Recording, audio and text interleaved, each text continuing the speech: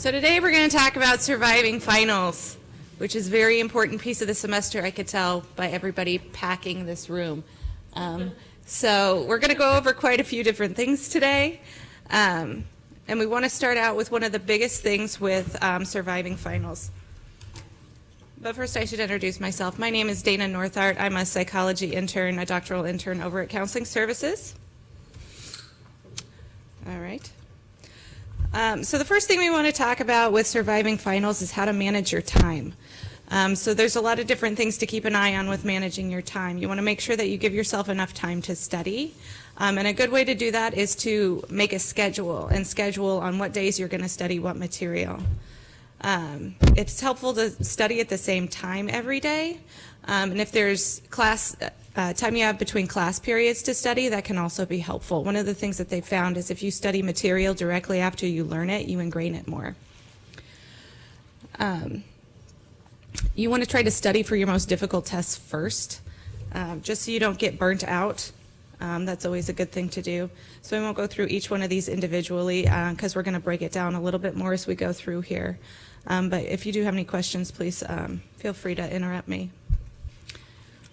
Okay, some things that are helpful about time management is that it allows you to let go of some of the worry or anxiety you have around making sure that you get everything done with studying. So making sure that you carve out specific times in your schedule to do specific things, that's really important. And just as important is making sure that you schedule time to do things that's not studying. So if you don't give yourself a break, then it's going to burn you out even faster. Okay, so we have a questionnaire that everybody can fill out on your own. So the first question, you're going to want to rate yourself on a scale from 1 to 5, 1 being hardly ever, 5 being very often. So the first question is, how often do you feel overwhelmed by tasks you have to complete?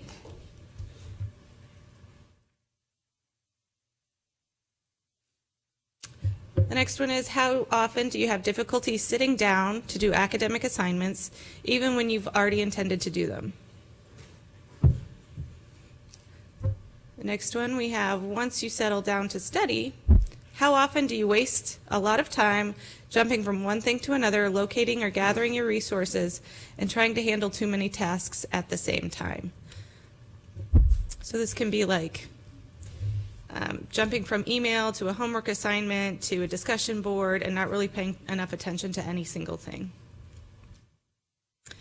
Next question, how often do you feel that you have not had adequate time for daily maintenance tasks such as eating or sleeping? So these are big red flags. If you're not getting enough sleep because you're staying up studying, or if you miss a meal, those are things you want to make sure you keep up on. Next question is, how often has the amount of time you studied for a class, test, or project not been enough time?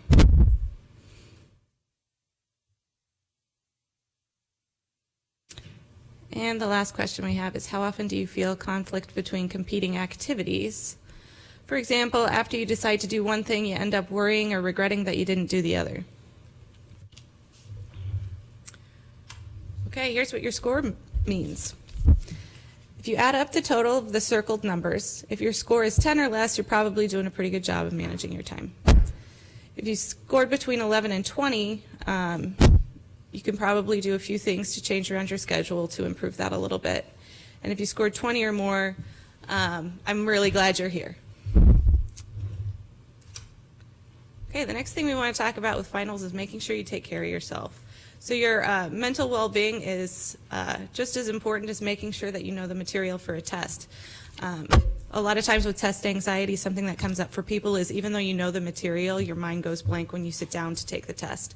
So making sure you're taking care of yourself emotionally is important as well. So within this, what we want to do is make sure you get enough sleep. You have proper nutrition. Exercise is really important. Maintaining social support. Finding hobbies to do in between studying. Taking care of yourself, pampering yourself, making sure that not everything you're doing is boring. Keep your mind sharp. So that would be like making sure that you're doing some things that are intellectually stimulating, something that's interesting to you, and having the right attitude. Processing your emotions. There's one more that snuck up on me. Okay, so some ways to approach taking care of yourself. First thing to do is identify what's stressing you out so much. Is it your family? Is it your classwork? Is it your friends? Is it that you don't feel like you have enough friends here on campus? So once you're able to identify what it is exactly that's stressing you out, then you can start to do something about it. Once you realize what it is, take a look at what you can change about the situation. And sometimes this is really difficult. If you're taking a class and the classwork is just really hard for you, you can't change the content of the class, but what you can do is see if you can go to a study group or go to a tutor or something like that. Reduce the intensity of your emotional reactions to stress. So there's a few different ways we can do that. We'll talk about that as well. But this can be things like saying more positive things to yourself when you talk to yourself. It can be doing something like exercising or something physical to reduce some of the physical reactions that we get from stress. And that ties into the next one, which is limiting your physical reactions to stress. And then the last one we have here is making sure that you seek out emotional support. So that could be hanging out with friends, talking to family, meditating, watching a funny movie. Okay, sleep hygiene is what we call different behaviors you can engage in to make sure that you're keeping on a regular sleep schedule. So a lot of what helps us sleep is actually exercise. Our body works on a whole system together, and when we exercise, it plays into the energy that goes through our minds as well. Similarly to that, making sure that you're eating regularly during the day. So even if you are eating every day, if you're not eating at a fairly regular time and eating things that your body actually needs, your body doesn't really know what to do with that. Making sure you don't have any caffeine past 4. Caffeine can stay in your body for quite a while, and I think everybody reacts to it differently. But if you're noticing you're having difficulty sleeping, I would take a look at the last time you have caffeine in the day and see if that's something you might want to cut out.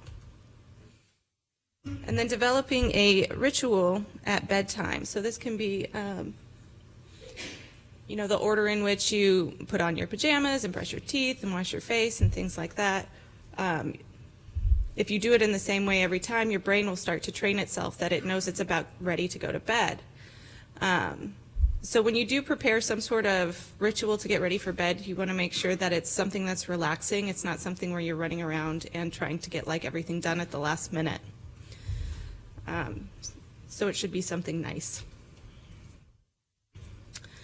So the next thing we want to talk about is making sure that the only thing you're doing in bed is sleeping. So no reading in bed, no eating in bed, no doing homework, especially in bed, no telephone in bed.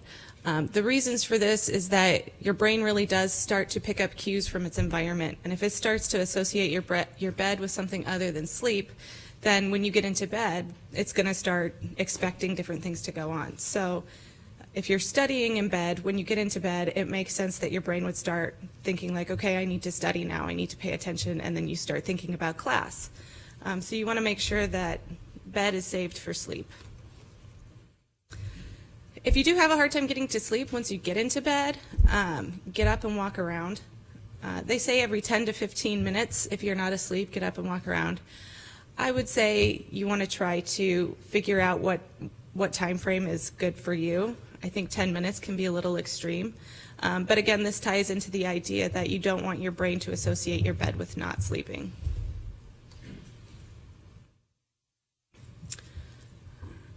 Something else that I think is really difficult for college students, especially since you have a different schedule every day, is trying to get up at the same time every day. But once you do get more into a schedule, it's easier to feel awake when you have to wake up and feel tired when you have to go to bed.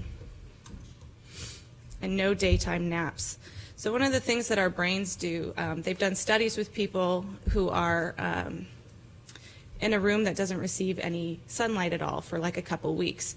And what they found is when they controlled their own light and didn't have any cues from the sun, is that they went to bed later and later each night. And so when our bodies aren't exposed to daylight, and especially in the way that things are now, we're exposed to artificial light pretty much all the time. Our minds are cued by the amount of light that we receive.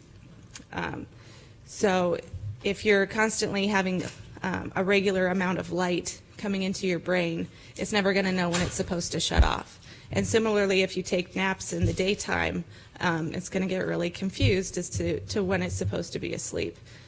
So making sure that you're sleeping when it's dark out and being awake when it's light out is really helpful.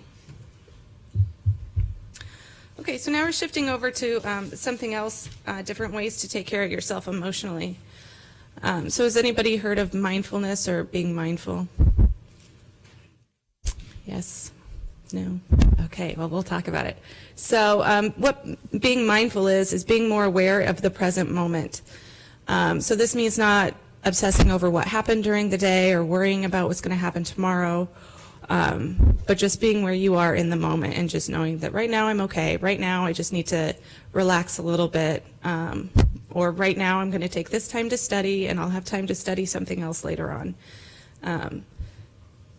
Something that can help with this, if it's hard to focus your mind on just being here in the moment, is to do something more physical. So one of the things you could do is to get more in touch with your senses in the moment. So that can be just silently to yourself naming 5 things you see, 4 things you touch. So like right now I could feel the podium, I could feel my glasses on my face, I could feel my toes in my boots. And so that's really bringing me into the present moment that I'm in right now. And you can also do other things like name different things that you smell or different things that you taste to really get all of your senses involved with the present moment and just bring you into the here and now. Something else you could do to try to keep yourself calm and relaxed is what we call diaphragmatic breathing. And what you do is you take a deep inhalation through your nose, and it's also called belly breathing, and the reason for that is when you inhale, your belly should really be expanding. A lot of times we breathe from our chest, and so you want to be breathing from your stomach. That means you're breathing from your diaphragm. So you take a deep breath in through your nose, hold it for a minute, and then exhale through your mouth. And notice how your body moves as you do this. So if you do engage in diaphragmatic breathing, you'll start to notice that your body starts to change physiologically. So there are a lot of different things that are associated with stress with our physiology. So one of the things we do at Counseling Services is we have biofeedback workshops, and what we do is we hook people up to computers and measure heart rate, muscle tension, perspiration, and body temperature, because these are all things that change based on what we're just thinking about. So people can see on the computer screen what's actually changing in your body just as you're changing your thoughts. So this is one of the ways to kind of do the opposite, to change your physical reaction to reduce some of that stress that can help your mind calm down as well. Meditation is something else that can really help people relax your body and get more in touch with the present moment. And it's really hard. I have a really difficult time with this. I think it's easier for some people than others. And there's different ways to try to engage yourself more in this if this is something you'd like to try. So you could go on YouTube, and they have guided meditations. They're just audio recordings that just kind of talk you through the meditation.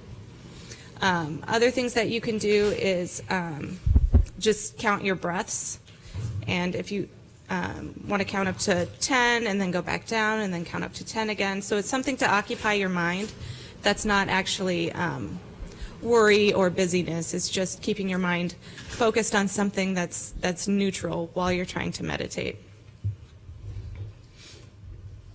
So healthy eating is something else we've touched on before. But when it comes to studying for finals, what can be really helpful is the weekend before finals, if you have a lot of stuff coming up, go grocery shopping the weekend before and plan your meals out. So if you know that as soon as you get done with an exam you have on Monday, and you prepare your meal ahead of time, then when you get home, you're going to eat something healthy. And it's not just going to be like stopping by and getting fast food or something. So the more you can do that and the more you can stay on point with what you want to eat can also help you from getting into emotional eating.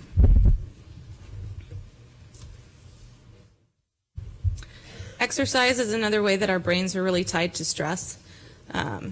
So even if it's difficult to find time to go to the gym during the day, see what you could do to try to exercise in smaller ways throughout your day. So if that's walking to class when you usually drive or taking the stairs instead of the elevator, just try to figure out different ways to keep your body somewhat active throughout the day. And if you do decide to design some sort of exercise plan for yourself and it doesn't go well the first time, don't give up. It's difficult to change something in your schedule like that, especially during finals. Okay, so we're going to talk about preparing for a test. So different things that you want to do when you're preparing. Did I skip a slide? I did skip a slide. Ha ha ha. So this is actually a really big one, is social support. When we get really stressed out, it can be hard to try to focus on spending time with your friends because it may feel like you need to focus more on being engaged in your studying. But even just venting to your friends about how tough a class was or how an exam didn't really meet what you thought it would can be really helpful. So K-State has a lot of different organizations and clubs that you could be a part of if you're not really sure where to get more social support on campus. So if you want any more information on that, the Office of Student Life can help you with that, and if you have any other questions, I can help you with that as well. Okay, now we'll talk about preparing for a test. Okay, so what we're going to talk about is different ways to talk to yourself and prepare yourself emotionally while you're actually taking the test, and specific tips on how to take different types of tests. Okay, here's some fast facts about test anxiety. So this is kind of what I touched on earlier, is that test anxiety is directly linked to lower academic performance. So that's not to say that you don't know the material or that you're not smart enough to keep up with the material. It's more that when our brains are anxious, it's really difficult to keep us on task. So if you feel like that your anxiety for your tests is getting too high, it can be helpful to talk to some friends about it. You can come into counseling services, or there's other organizations on campus that can help you get some accommodations for that. So this is what we call the stress curve. So a certain amount of stress is healthy. If we're not stressed about finals at all, we're not going to study and we're probably going to fail. So you want to have that amount of stress that on the y-axis is performance. So you want to have enough stress to where you're performing at your highest capacity, but not so much that you're getting stressed out to the point where you can't focus, you're having an emotional breakdown, you're getting sick, and things like that. So research suggests that our thoughts can influence our emotions and behaviors. So if you notice that a lot of the things that you say to yourself are really negatively loaded when it comes to test taking, then it's more likely that that's actually going to impact how well you do on the test. So if you start telling yourself like, oh, I'm never going to get this, everybody knows this but me, I'm just going to fail, then it's going to be more difficult for you to actually succeed. So what you want to do instead is try to have more positive affirmations. So when you do that, you want to use the present tense. You don't want to use past tense because, again, we're trying to stay more focused in the present. Make sure that what you're saying to yourself is framed in a positive light, and be really personal to yourself. So the more unique you can make the statements that you have for yourself direct to yourself, the more true that they'll feel. So you don't want to make these statements not be true at all. If you're not doing so well in a class and you're telling yourself, oh, I'm just going to do better than the rest of the class on this exam, that may not be accurate, and it's harder to incorporate that into how you'll actually perform. The affirmations that you have, you want them to be in an action tense. So it's something that you're doing, it's succeeding at something. And you want it to be directed at the target that you're going for. And so again, this is one of those things that takes a lot of practice to incorporate into your schedule. So make sure that you continue to check yourself and the things that you're saying to yourself, and if they need to change from negative statements to positive ones, that's something that you want to continually check.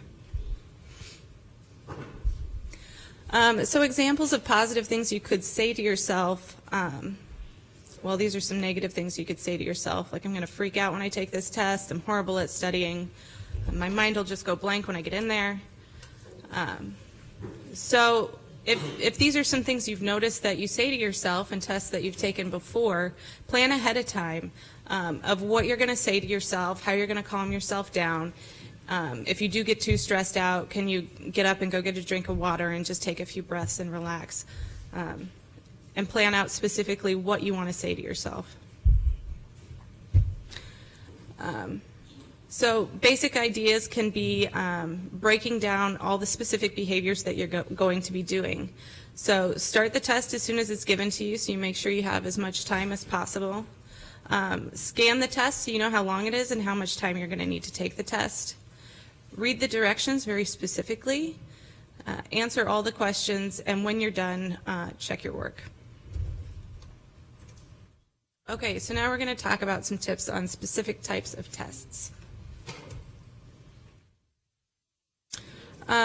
So the more you know about the test, the better. If you're not sure, it never hurts to ask the professor what the format of the test is going to be. So if that's going to be multiple choice, true or false, fill in the blank, so on and so forth. Okay, so multiple choice tests. I'm sure you've all encountered these before. Make sure that you read the question carefully and try to answer it without looking at the answer. You want to read all of the choices, and if the answer that you thought should be there isn't there, then give yourself time to eliminate things that you know that are not right. When you have questions that overlap, go with the more broader term. So if you're trying to figure out 1 plus 1 and it says 3, or it's between 2 and 5, you want to go with the more broad answer, if that makes sense. Something else about multiple choice tests is a lot of times if you have two answers that are opposite of each other, like an always and never question that say the same thing except for those two words, it's probably one of those. True false tests.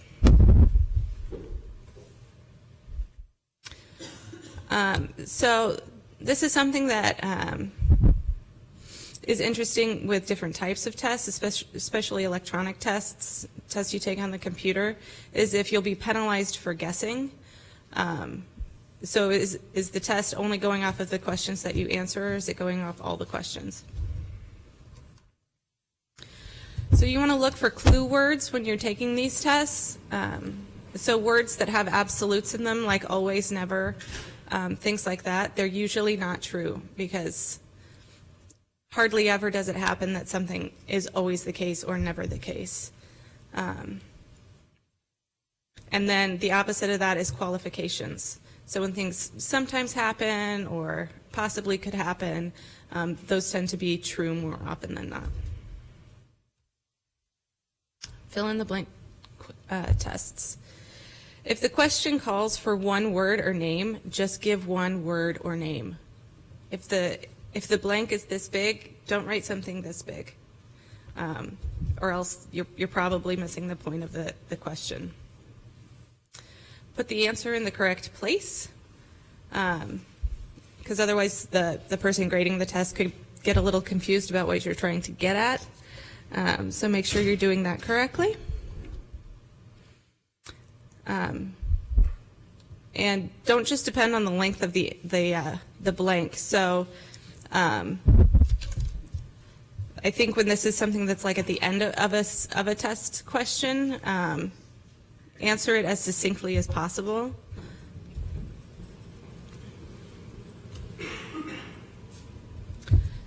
So you want to look for signal words with fill in the blank tests. So kind of like the who, what, where, when, and why.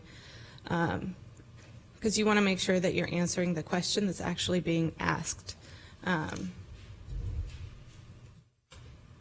Okay, so matching tests. Read the instructions carefully. Determine if the same item on the second list can be used for more than one answer or not.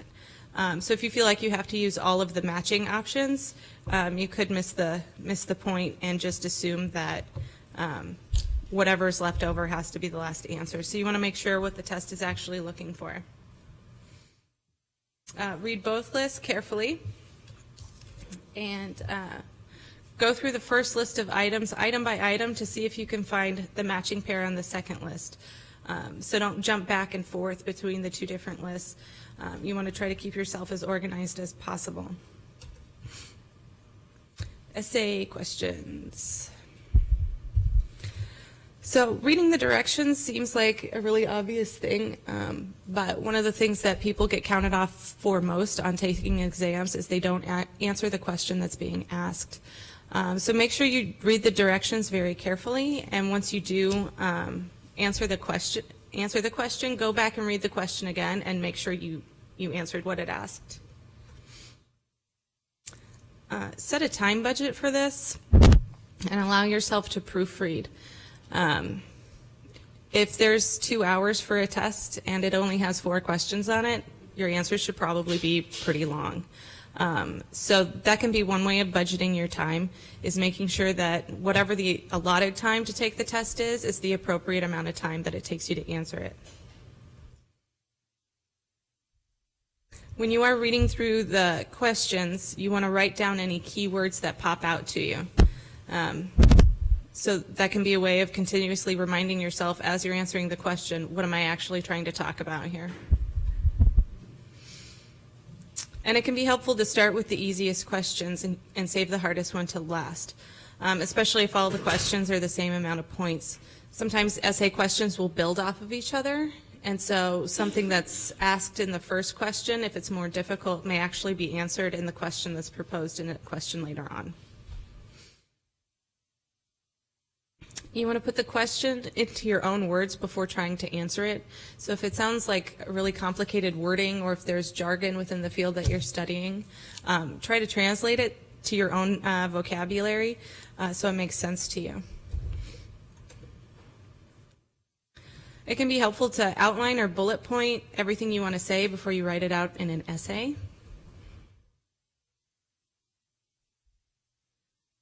And take time to write a brief introduction. If you just jump right into answering the question, this may be something that gets you off course and gets you disorganized. So writing an introduction isn't just for the reader, but it can be something that you have for yourself to make sure you're following and writing down everything that you want to write down. And then write the essay. You also want to make sure that you have a concluding paragraph. So it actually makes sense what you're wrapping up, and proofread your answers. Keep saying this over and over because it's really important. Okay, so within all of this test taking and studying and things that we're doing, you want to make sure that you are taking time to relax as well. So research shows that we tend to be able to concentrate better if we learn new information faster and remember it more if we are less stressed out. One way to do this to make sure that you're encoding as much information and retaining as much information as possible is studying a little bit of the same topic every day. So when you cram for a test, you might be able to hold in that information until you take the test, but it's not going to stay there for as long. So if you study that same topic a little bit every day for a week, you're going to keep that information for a long time.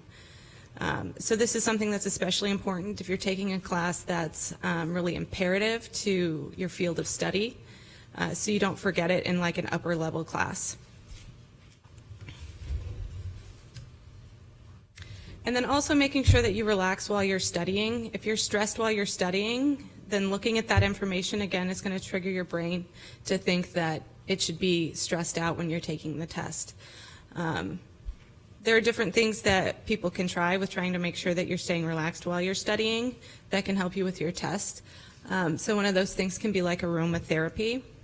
So out of our 5 senses, smell is the one that is most closely associated with memory. And I've heard that peppermint is the most memorable smell. So if you have like some peppermint oil that you put on your hands while you're studying, and you also put it on your hands while you're taking the test, it may trigger your brain to remember that information a little bit more.